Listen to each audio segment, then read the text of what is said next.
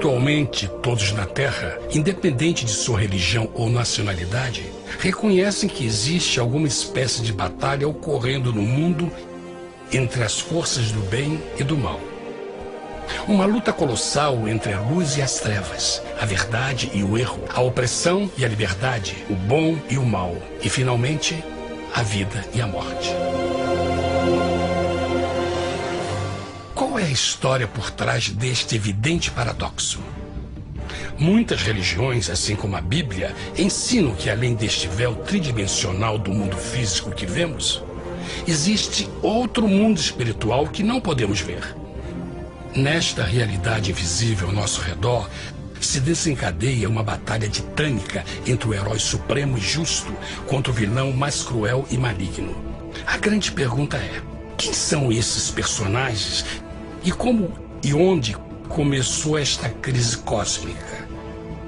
Este é o maior mistério de todas as épocas e a história mais fascinante e verdadeira que jamais tem sido contada. Esta crise envolve cada pessoa sobre a Terra. Sim, cada pessoa.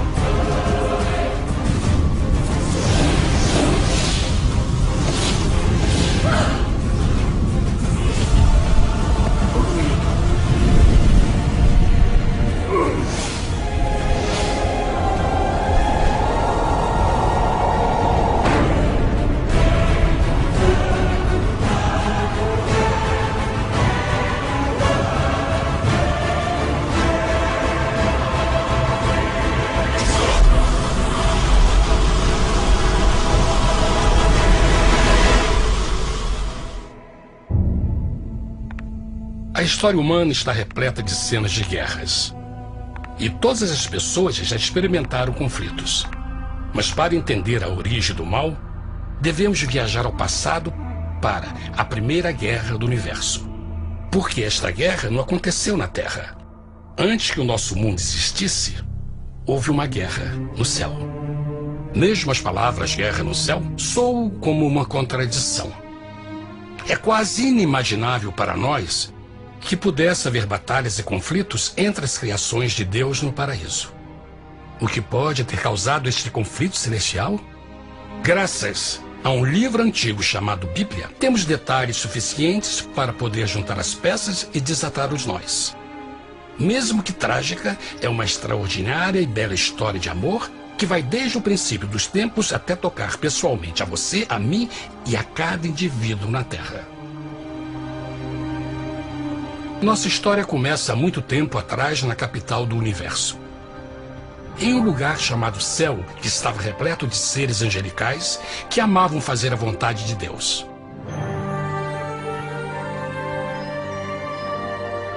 Sob o justo e amoroso governo do Criador, todo o céu desfrutava uma existência de felicidade e perfeita paz.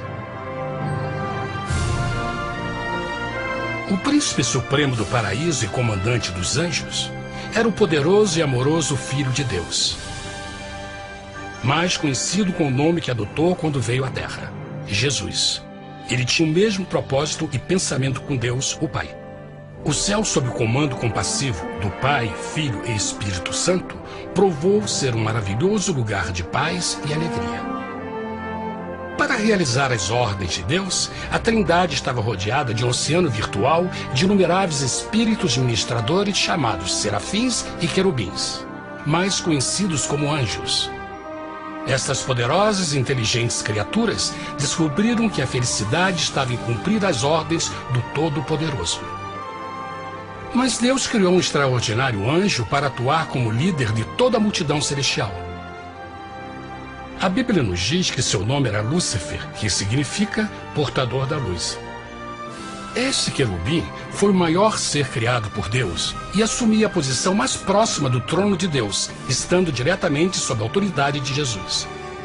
A tarefa de Lúcifer era difundir a luz e o conhecimento da vontade de Deus a todos os outros anjos. Lúcifer foi o mais esplêndido ser criado por Deus.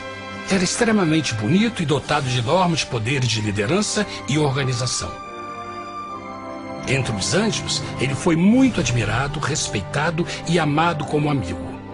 Mesmo assim, Deus previu o mal que Lúcifer estava a ponto de introduzir no reino da luz. Cheio de sabedoria e formosura, de todas as pedras preciosas te cobrias. Tu eras o querubim, ungido para cobrir, e te estabeleci. No monte santo de Deus estavas. No meio das pedras afogueadas andavas. Perfeito eras nos teus caminhos, desde o dia em que foste criado, até que se achou iniquidade em ti.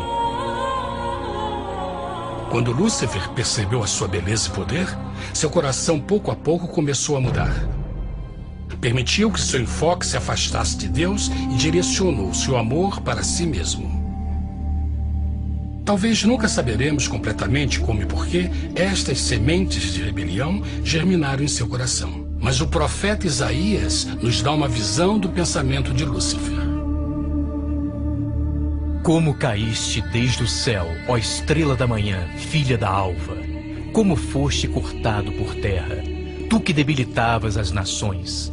E tu dizias no teu coração: eu subirei ao céu, acima das estrelas de Deus exaltarei o meu trono.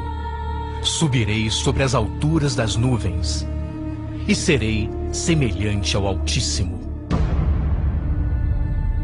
Lúcifer, aos poucos, começou a cobiçar o poder de Deus, mas não sua personalidade. Ao pensar em suas próprias habilidades e belezas extraordinárias, os perversos tentáculos do orgulho e vaidade congelaram sua mente. Este ressentimento e inveja fizeram com que ele violasse a lei sagrada de Deus e se rebelasse contra seu governo. Precisamos fazer uma pausa e esclarecer algo. Desde o princípio, Deus ordenou que as leis da física governassem o mundo material em que vivemos. Sem essas leis naturais, o universo seria um caos. Do mesmo modo, as leis morais de Deus sempre têm dado segurança e estabilidade ao cosmos. Alguns pensam que os 10 mandamentos não existiram, até que o Senhor os entregou a Moisés no Monte Sinai. Mas as Escrituras nos ensinam que os princípios das leis de Deus sempre existiram por toda a eternidade, pois são a base fundamental de seu reino de amor. Seguros todos os seus mandamentos, permanecem firmes para todo sempre e são feitos em verdade e retidão. Os 10 mandamentos são um resumo das características de um Deus de amor.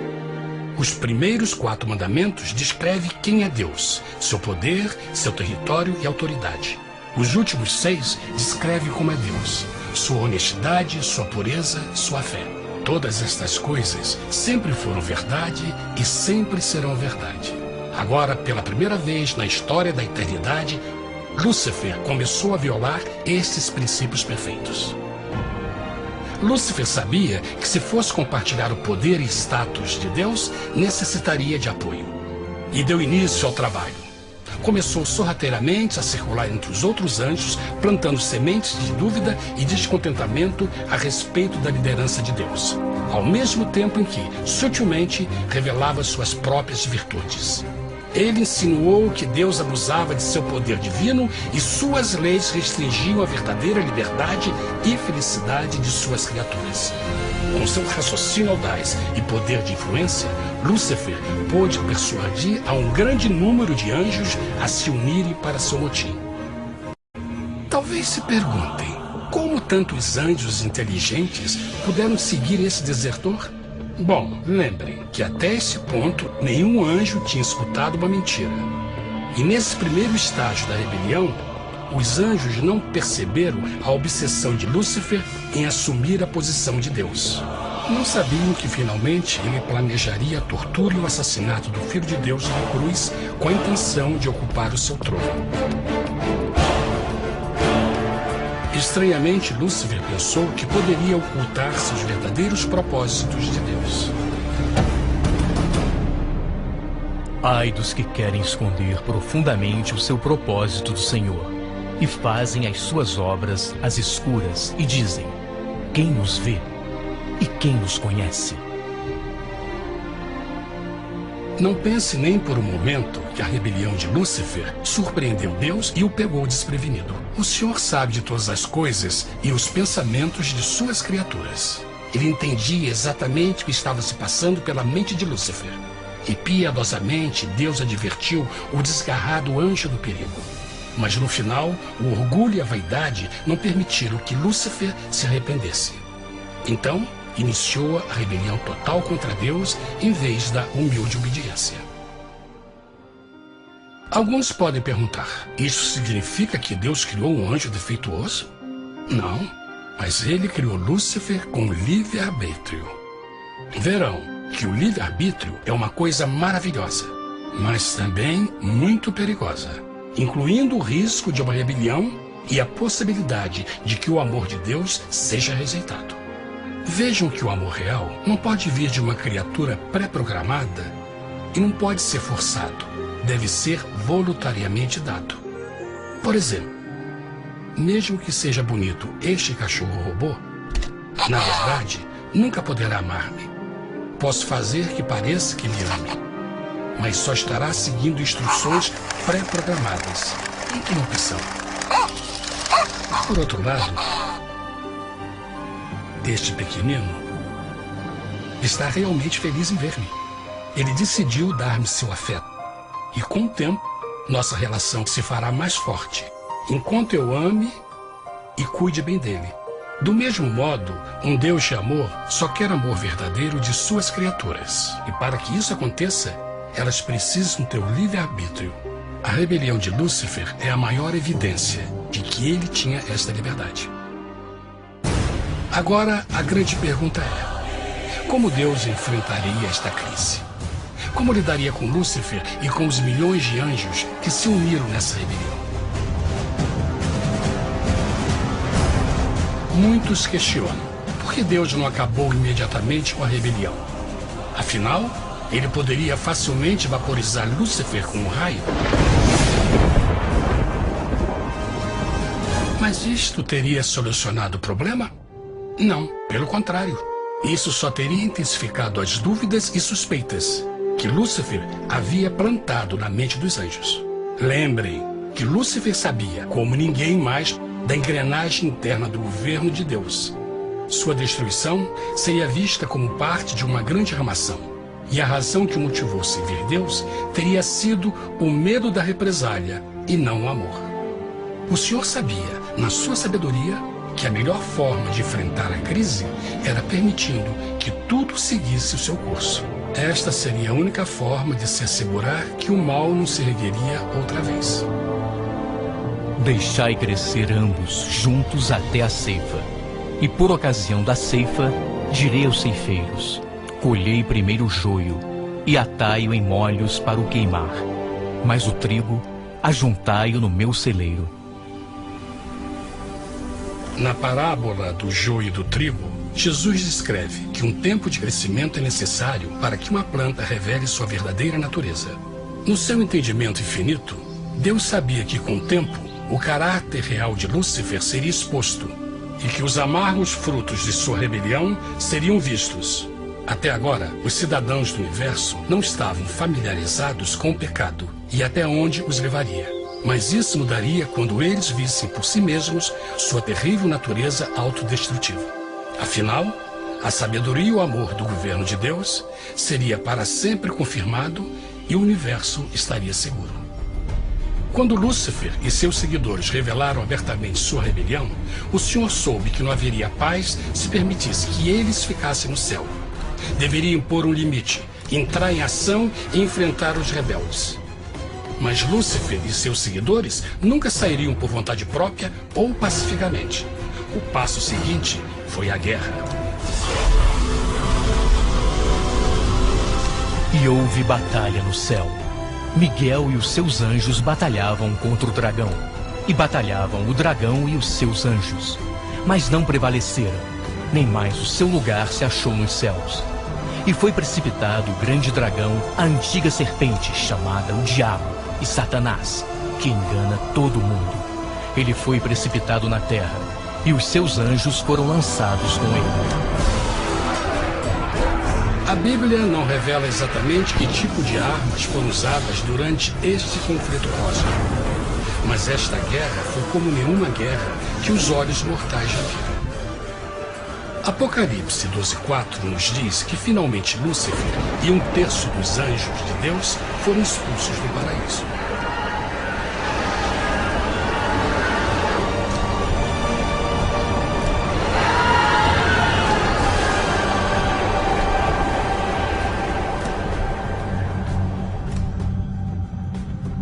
Mas e agora?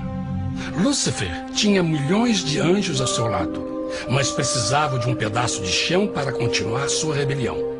Rápido, muito rápido, o universo começou a entender o quão doloroso e caro o pecado poderia chegar a ser. Mas a guerra não tinha terminado, apenas começava. Lúcifer, o portador da luz, agora virou Satanás, o adversário.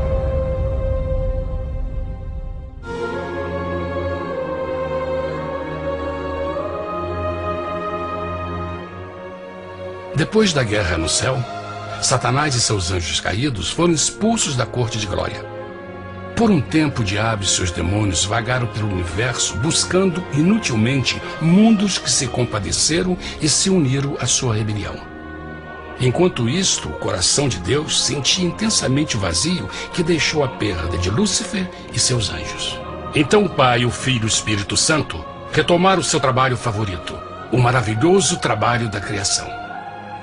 Decidiram fazer um mundo novo, pleno, com muita variedade e diversas criaturas de amor. Este novo mundo seria único, porque as criaturas principais seriam feitas à imagem de Deus. Para eles, o Senhor também daria o domínio deste planeta novo, que conhecemos como Terra. No princípio, Deus criou a terra. E viu Deus tudo quanto tinha feito, e eis que era muito bom. Que imagem maravilhosa! Deus forma um novo mundo, nosso planeta, Terra. E em cada maravilhoso dia da criação, algo novo e espetacular começa a fazer parte da cena. Por exemplo, no terceiro dia, Deus falou e uma linda e exuberante vegetação fez parte da existência. Plantas de todas as cores, formas e tamanhos. No quinto dia, o mundo estava repleto de espantosas e exóticas criaturas, que podiam tanto se elevar aos céus como deslizar pelas águas azuis. E outras podiam fazer as duas coisas. No sexto dia, houve a introdução de um grande número de animais terrestres. Desde o gigante elefante até o pequeno esquilo, cada um encontrou um lugar nesse novo planeta para viver em harmonia com o resto da criação. E também no sexto dia, Deus criou o homem. E disse Deus: façamos o homem à nossa imagem conforme a nossa semelhança. E formou o Senhor Deus o homem do pó da terra, e soprou em suas narinas o fôlego da vida, e o homem foi feito alma vivente. E plantou o Senhor Deus um jardim no Éden, do lado oriental, e pôs ali o homem que tinha formado.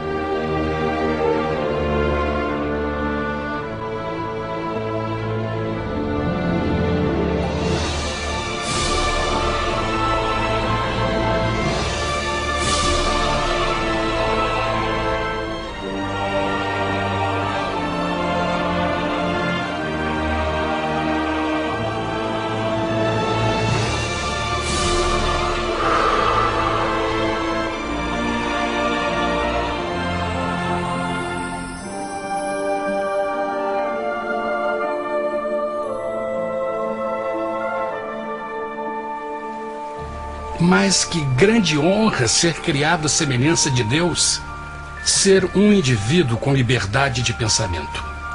No princípio, o homem não percebia a sua nudez. Provavelmente porque antes do pecado ele estava vestido de glória e luz.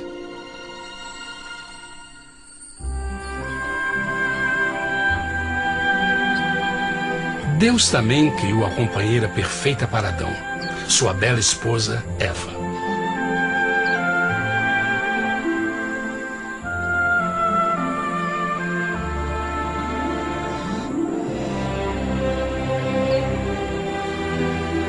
O feliz casal foi colocado em um magnífico jardim perfeitamente projetado para aumentar sua felicidade. Para Adão e Eva e as outras criaturas da terra, também foi dado o privilégio divino de procriar a sua própria imagem. A intenção de Deus foi que a raça humana tivesse domínio sobre este paraíso perfeito para sempre. Eternamente felizes e saudáveis, trabalhariam com a flora do jardim de Deus, enquanto desfrutariam o afeto e companhia de todas as criaturas sob seus cuidados. O ambiente que nossos primeiros antepassados experimentaram foi muito diferente do mundo de hoje. As rosas não tinham espinhos, os insetos não mordiam nem picavam, e os leões e as ovelhas brincavam juntos. Mas a grande bênção era os humanos viverem em perfeita harmonia com seu Criador. A cada 7 dias, Adão e Eva descansavam de seu prazeroso trabalho e gozavam de uma comunhão com a visita de seu Criador. Era um mundo esplêndido e maravilhoso. E esse estado de felicidade teria continuado eternamente se nossos primeiros parentes tivessem mostrado fidelidade com uma simples prova. Mas da árvore do conhecimento do bem e do mal, dela não comerás, porque no dia em que dela comeres, certamente morrerás. Visto que o adversário havia contaminado o universo com sua rebelião, o Senhor viu a necessidade de uma simples prova de amor e lealdade. Lembrem que os anjos bons acabaram de ver 1/3 de seus amigos serem expulsos do céu durante a guerra. Como estariam seguros de que esses novos humanos não se uniriam a Lúcifer e causariam problemas? Então o Senhor plantou uma árvore no jardim, uma árvore cujo fruto não deveria ser comido sob pena de morte. Ao passar por esta simples prova de obediência, Adão e Eva mostrariam a lealdade para com Deus e a fé em sua palavra. Ainda mais, era uma prova de amor. Por isso, Jesus disse em João 14, se me amais, guardais meus mandamentos. Mas alguém mais soube desta prova de fé e estava determinado a usá-la em seu favor. Satanás estava com inveja dos humanos que desfrutavam da bendita vida que ele perdeu.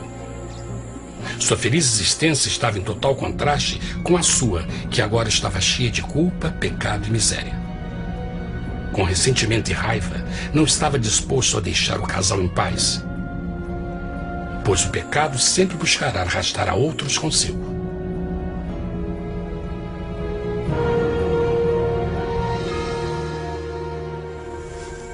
Então um dia, quando Eva estava concentrada em seu agradável trabalho, se viu sozinha e muito perto da árvore proibida. Foi quando Satanás viu sua oportunidade. Através de uma serpente hipnotizante, o anjo caído chamou Eva até a árvore e a envolveu em uma conversação.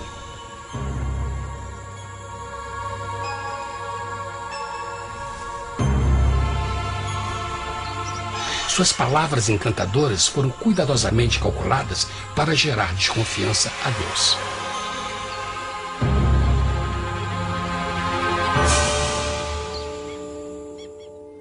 A serpente replicou à mulher, de modo algum morrereis. Deus sabe que no dia em que dele comerdes, vossos olhos se abrirão e sereis como Deus, conhecedores do bem e do mal. A mulher notou que a árvore era boa para comer, pois era atraente aos olhos e desejável para alcançar sabedoria. Colheu o seu fruto e comeu. Deu também ao seu marido, que comeu assim como ela. Tragicamente, quando Eva escutou a suave e sedutora voz do tentador, começou a ter certas dúvidas da palavra de Deus. A serpente enganou-o com a promessa de grande poder e sabedoria. Isso chamou sua atenção. Além disso, aparentemente um fruto deu à serpente a habilidade de falar. Que outros poderes poderia dar a ela? E mesmo tendo acabado de conhecer a serpente, ela confiou em sua palavra acima da de Deus, quem a criou, e lhe deu um paraíso para viver. Então Eva comeu o fruto proibido e convenceu seu esposo a fazer o mesmo. Adão poderia ter escolhido ser fiel a Deus, mas colocou seu amor pela esposa acima do seu amor por Deus. Quando os nossos primeiros parentes mostraram lealdade ao inimigo, o domínio da terra foi tomado por Satanás. Não sabeis que, vos oferecendo a alguém para lhe obedecer, vos tornais escravos daquele a quem obedeceis? Ninguém pode servir a dois senhores. Este mundo agora seria o último campo de batalha entre o bem e o mal, e o coração de cada homem e mulher seria o prêmio. Adão e Eva não se deram conta desse tempo, mas seu momento de desconfiança e desafio abriria as comportas do sofrimento de milhões de pessoas durante milhares de anos.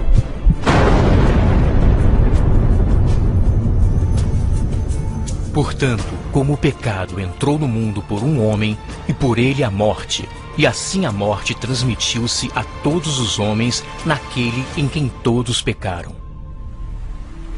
Nossos primeiros parentes logo enfrentaram o terrível resultado de seu pecado. Em estado santo, Adão e Eva resplandeciam com túnicas de glória. Depois de pecarem, suas túnicas naturais de luz se desfizeram e eles ficaram mortificados com a sensação de sua nudez. Vergonha e temor tomaram lugar de sua alegria e paz e trataram de cobrir sua nudez com folhas. Agora eles se encontravam sob constante influência do diabo. Ao ceder à tentação, debilitaram sua natureza. E Satanás ganhou poder sobre a humanidade. As pessoas não podiam resistir às tentações do diabo com sua própria força. Por último, e o mais aterrador, se encontravam vivendo sob a pena de morte iminente. Deus havia advertido que a desobediência traria a morte. Já tinha experimentado a morte espiritual. Quanto tempo passaria para sofrerem a morte física também? Nesse ponto, seu futuro não tinha nada mais que escuridão e desespero. Tendo expulsado o homem, colocou diante do jardim do Éden os querubins com o cintilar da espada flamejante, para guardar o caminho da árvore da vida. Como o pecado provocou a expulsão dos anjos caídos de seu lar celestial, agora pela desobediência, Adão e Eva foram tirados de seu jardim, seu lar no paraíso. Tudo à sua volta estava mudando rapidamente, e a humanidade se encontrou suscetível às dores, doenças e finalmente à morte. Até os animais e plantas estavam infectados pela terrível maldição. Os espinhos e cardos agora pareciam árvores e flores, e os animais que antes eram gentis começaram a se matar e a devorar uns aos outros. O pior resultado foi que o pecado separou a humanidade de Deus. Mas vossas iniquidades cavaram um abismo entre vós e vosso Deus. São vossos pecados que ocultaram de vós sua face, para não vos escutar. Na criação, foram dados a Adão e Eva a honra de falar com os anjos, e até com o Filho de Deus cara a cara. Mas Deus é tão puro e santo que nenhum mal pode existir na sua presença. Agora que os primeiros humanos tinham pecado, Deus afastou sua santa presença deles para sua própria proteção. O pecado tinha queimado uma parte da alma do homem que já não podia ver a dimensão espiritual. Deste momento em diante, a comunicação com o céu seria limitada. Mesmo com todas estas maldições caindo sobre Adão e Eva, o coração do Senhor se encheu de compaixão. A lei que haviam violado não poderia ser alterada para salvá-los, pois é tão sagrada e imutável como Deus mesmo. O Senhor sabia que havia só uma maneira na qual o homem podia se redimir. Então um plano foi revelado, nascido do fundo do coração de Deus. Um plano para salvar o homem de seu encontro com a morte eterna e restaurar tudo que estava perdido com o pecado. Seria de grande intensidade, alcance e poder, mas seria um plano que também implicaria num enorme sacrifício. O amor de Deus para conosco se manifestou por ter enviado ao mundo seu Filho unigênito, a fim de vivermos por ele.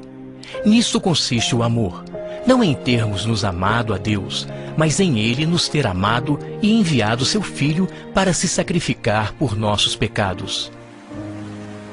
As Escrituras claramente ensinam em Romanos 6:23, o custo do pecado é a morte.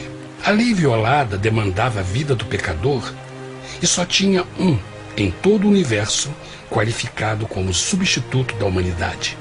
O Criador só podia pagar a dívida de suas criaturas tomando seu lugar. Então Jesus Cristo, o Filho de Deus, concordou em deixar a pureza, glória e segurança do céu. Ele viria para morrer em nome do homem em seu malvado e renegado planeta. Ele nasceria como um inocente e indefeso bebê, suportaria uma vida de dor e vergonha e mesmo assim viveria uma perfeita e vitoriosa vida. Finalmente, ele teria uma morte humilhante para poder ser o substituto da humanidade caída. Por seu sacrifício, a humanidade incrivelmente receberia uma nova oportunidade de ter a vida eterna. Seu sangue seria o resgate para um mundo raptado por Satanás. Este maravilhoso plano de redenção foi graficamente ilustrado no sistema de sacrifício de animais ordenado por Deus depois da queda do homem. O Senhor tinha avisado Adão e Eva que iriam morrer no dia em que comessem do fruto proibido. E como que permaneceram vivos? A Bíblia nos diz que imediatamente depois do pecado, Deus providenciou roupas na forma de peles de animais. É bom notar que o Apocalipse se refere a Jesus Cristo como a ovelha que foi morta desde o princípio do mundo. Isso indica que uma ovelha foi sacrificada no mesmo dia para prevenir suas mortes imediatas.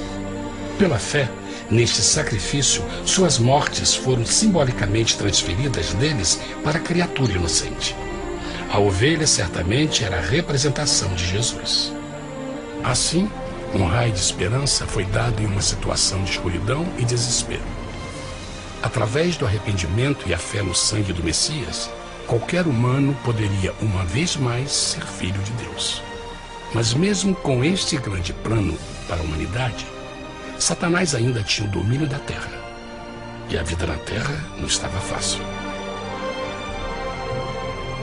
No mundo haveis de ter aflição, mas coragem, pois eu venci o mundo. Naturalmente, muitos se perguntam, como um Deus amoroso e poderoso permite dores e sofrimentos no nosso mundo atual? Mas está claro desde o Gênesis que Deus nunca quis que nós tivéssemos o conhecimento da dor dessa vida. Quando o mundo saiu das mãos de Deus, a terra era um maravilhoso paraíso. Foi o pecado de Adão e Eva que deu a Satanás o direito de assumir o controle deste planeta. Devido à sua trágica eleição, o diabo e seus súditos ganharam o poder de tentar e atormentar os humanos, introduzindo a doença, a dor e o sofrimento. Talvez fosse melhor perguntar: por que Satanás não tem o controle total da humanidade? A resposta é Jesus Cristo.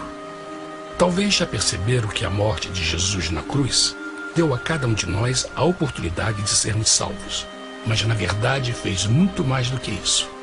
Quando o Salvador ofereceu sua vida para redimir a terra, esse ato poria restrições ao controle de Satanás sobre a humanidade. Satanás não poderia forçar nossa vontade e seu poder de nos ferir seria limitado. O sacrifício de Cristo também nos trouxe um tempo de prova, durante o qual poderíamos ver a diferença entre o governo de Deus e o de Satanás, e então decidir a quem servir.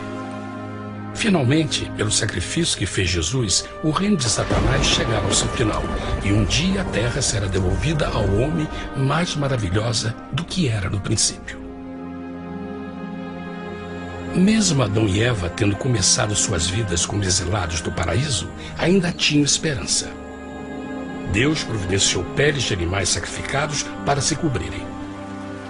Mas o mais importante, Ele prometeu o sangue do Cordeiro de Deus para pagar por seu pecado, se aceitassem a Cristo e se arrependessem. Uma grande pergunta permanece: as pessoas aceitaria o grande presente de Deus? Como escaparemos se agora desprezarmos a mensagem tão sublime da salvação? A incrível história que acabaram de escutar é verdade e afeta vocês. Pois, pelo desejo de Satanás de ser Deus e a desconfiança e desobediência de Adão e Eva, todos nós nos encontramos em uma situação perigosa. De um lado, a humanidade foi grandemente favorecida por Deus com uma segunda chance de recuperar nosso lugar no Éden.